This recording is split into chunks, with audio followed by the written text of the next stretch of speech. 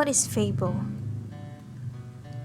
A short story, typically with animals as characters, conveying a moral. Ano ang pabula? Ito ay isang maikling kwento na kung saan ang mga hayop ang tauhan at kakapulutan ng aral. The Crow and the Dog.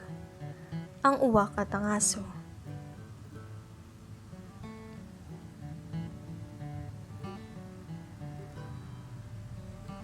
Fable. Pabula.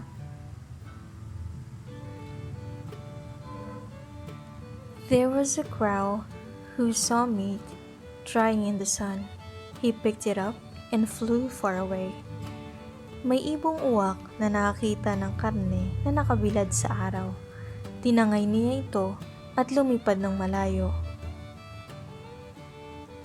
On the edge of a tree branch, he started eating the meat.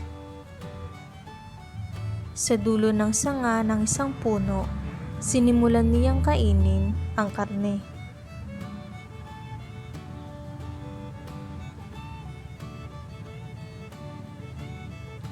But then he heard the loud voice of a dog saying, "Of all the birds, the crow is the greatest, incomparable."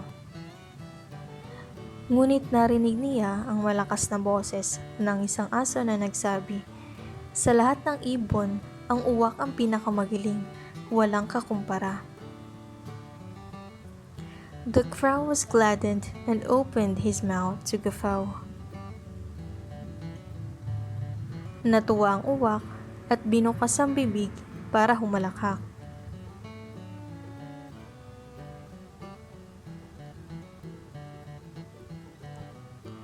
What happened was the meat fell from his mouth.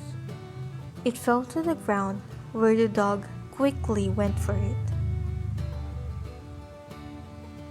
Ang nangyari ay nalaglag ang karne mula sa kanyang bibig. Nahulog ito sa lupa kung saan kaagad sinungguban ng aso. Now, we know that praise can also be a form of trickery. Ngayon, alam na natin na ang papuri ay maaaring uri ng panloloko rin.